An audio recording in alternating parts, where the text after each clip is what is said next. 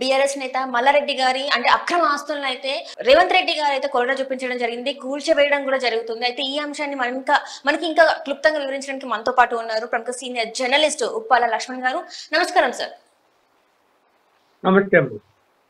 Sir, ఇప్పుడు చూస్తున్నట్టయితే రేవంత్ రెడ్డి గారు మన మల్లారెడ్డి అక్రమాస్తుల మీద కొరడ చూపించారని అయితే మనకి అంటే చూస్తూనే ఉన్నాం. అక్రమాస్తుల్ని కూలగొట్టడం అయితే జరుగుతుంది. సో ఇదే అంశాన్ని అంటే కేటీఆర్ ని కూడా కలిసినట్టు మనకైతే వార్తలు వస్తున్నాయి. అక్కడ ఏంటంటే మల్కాజ్గిరి నుంచి వెళ్ళి పోటీ చేయలేము, మీరు పార్టీ నుంచి ఇంకెవరిని నిలిచిపెట్టినా కూడా మేము గెలిపిస్తాం, కానీ అక్కడ నుంచి అయితే పోటీ చేయలేమని అయితే వార్తలు వస్తున్నాయి. ఇందులో ఎంతవరకు వాస్తవం ఉంది సార్?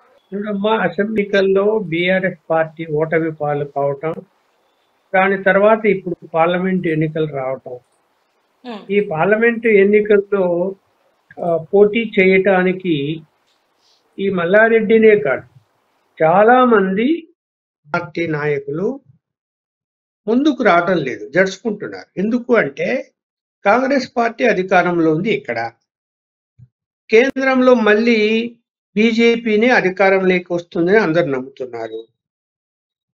అలాంటి పరిస్థితుల్లో పార్లమెంటుకు రూపాయలు ఖర్చు పెట్టి పోటీ చేసి ఓడిపోయినా ఇబ్బందే, గెలిచినా కూడా ప్రయోజనం ఏమిటి అని రాజకీయ నాయకులు ఆలోచిస్తారు.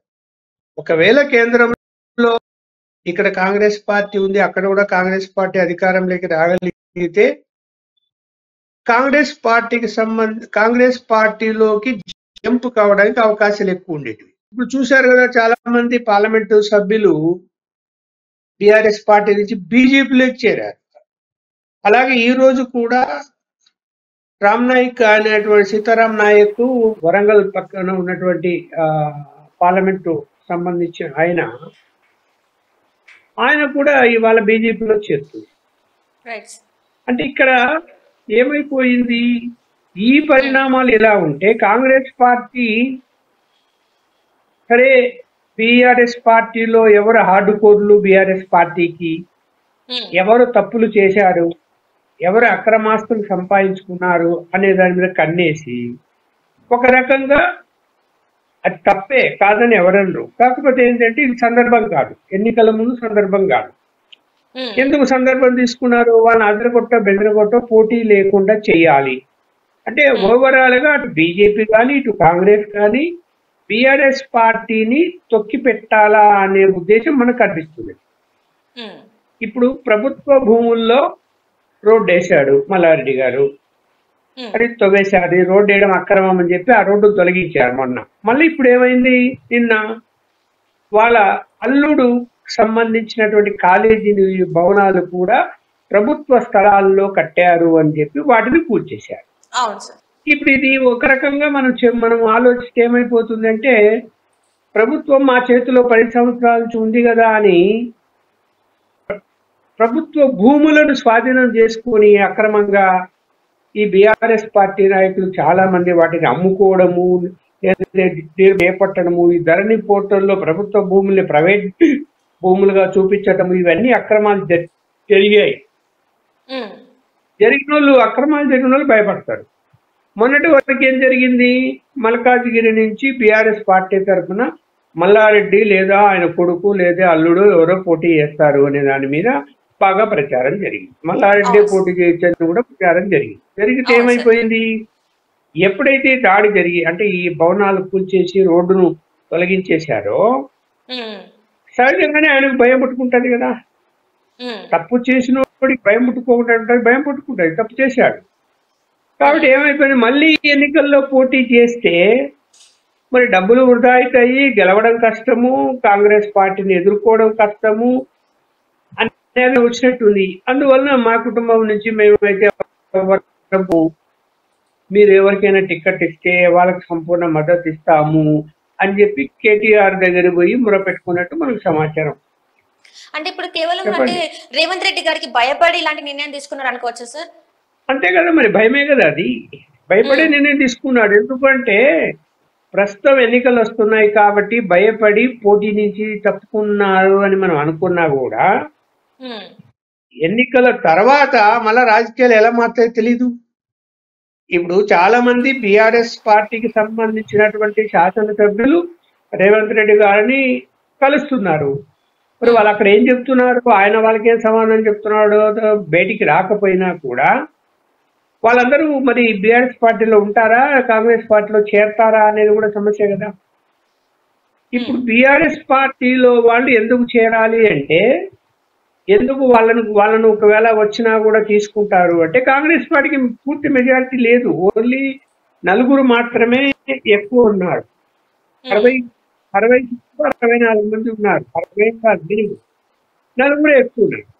ఒకవేళ కాంగ్రెస్ పార్టీ నుంచి చాలా మందిని ప్రయత్నం చేసి లేదా ఇచ్చిన పార్టీలోని తగాదా వచ్చి ప్రభుత్వాన్ని ఏమైనా పడగొట్టారేమో అని భయం ఉంటే, ఆ భయం తొలగాలి అంటే అభద్రతా భావం లేకుండా పోవాలి అంటే ఆ 4 సరిపెట్టకుండా బీఆర్ఎస్ పార్టీ నుంచి వచ్చేటువంటి వాళ్ళని ఎక్కువ సంఖ్యలో వచ్చే వాళ్ళని తీసుకునే అవకాశాలు కూడా మనకు కనిపిస్తున్నాయి. ఎందుకు ఒకప్పుడు కేసీఆర్ కూడా అదే పని చేశారు కదా, కాంగ్రెస్ పార్టీలో ఉన్నటువంటి మొత్తం 12 మంది శాసనసభ్యులు తీసుకొని ఆ పార్టీ లెజిస్లేటివ్ కమిటీ లేకుండానే చేసేసాడు కదా, విలీనం చేశారు కదా.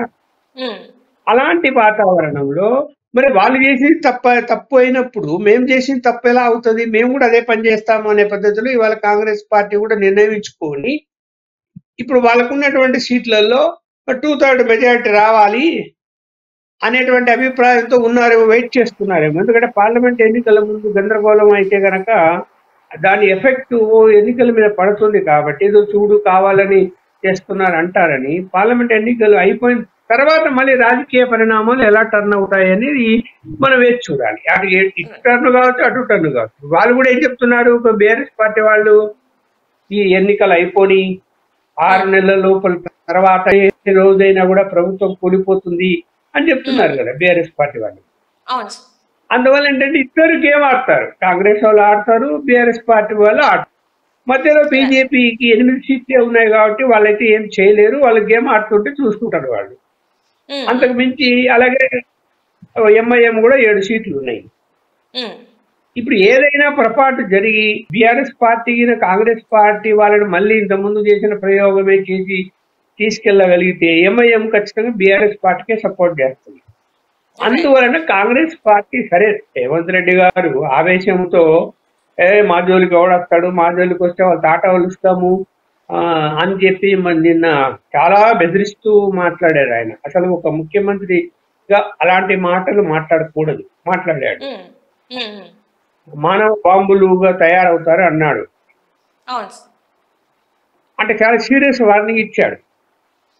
మరి సరే రాజకీయాల్లో ఎవరు సీరియస్ వార్నింగ్లు, కేసీఆర్ కూడా చాలా సీరియస్ వార్నింగ్లు ఇచ్చారు, కేటీఆర్ కూడా ఎన్నికల ముందు చాలా సీరియస్ వార్నింగ్లు ఇచ్చారు, అవేవి పనిచేయలేదు. జనాలు గిన ప్రభుత్వం వ్యతిరేకిస్తే వ్యతిరేక ఓటేస్తారనేది అందరికీ తెలుసు, వేశారు, ఓడిపోయారు, కాంగ్రెస్ పార్టీ అధికారంలోకి వచ్చింది. మళ్ళీ రాజకీయంగా ఏం జరుగుతుంది, ఎవరేం చేస్తారు అనేది ఎవరు ఏమీ చెప్పలేము. ఎన్నికలు అయిపోయిన తర్వాత ఎలాంటి పరిణామాలైనా చోటు చేసుకోవచ్చు. అయితే ఉన్న వాళ్ళని భయపెట్టడం ఎలా, వాళ్ళని మన వైపు తిప్పుకోవటం ఎలా అని కదా ఆలోచిస్తుంది కాంగ్రెస్ పార్టీ. బీఆర్ఎస్ పార్టీ కూడా అదే ఆలోచిస్తుంది, కానీ వాళ్ళకి పవర్ లో వాళ్ళు లేరు కాబట్టి వాళ్ళు సక్సెస్ కావడం కష్టం. పవర్ లో ఉన్న వాళ్ళు సక్సెస్ అయ్యే అవకాశాలు ఎక్కువ ఉంటాయి. అయితే కాంగ్రెస్ పార్టీలోనే ఇంటర్నల్ తగాదా వచ్చి వాళ్ళకు వాళ్ళు కుర్చీ లాగేస్తే గనక అది వేరే అంశం, చెప్పలేము మనం. ఎందుకు అంటే చాలా మంది సీనియర్లు ఉన్నారు, చాలా మంది మంత్రి పదవులు రాలేదని అసంతృప్తితో ఉన్నారు. అలాగే ఇప్పుడు పార్లమెంటు 17 మంది అభ్యర్థుల నిర్ణయంలో కూడా అసంతృప్తి వ్యక్తం చేస్తున్నట్టు వార్తలు వస్తున్నాయి. కొన్ని చోట్ల అభ్యర్థులను సరైన వాళ్ళు లేదని, అలాగే ఒకే సామాజిక వర్గానికి చెందిన వాళ్ళని ఎక్కువగా ప్రపోజ్ చేశారు ముఖ్యమంత్రి గారని ఆయన మీద కూడా ఆరోపణలు వస్తున్నాయి. మరి ఇంకా ప్రకటించలేదు సీట్లు, ఎవరు పేర్లు ప్రకటించిన తర్వాత ఆ అసంతృప్తి ఏందో తెలుస్తుంది బయట. Right sir, right. Thank you so much sir.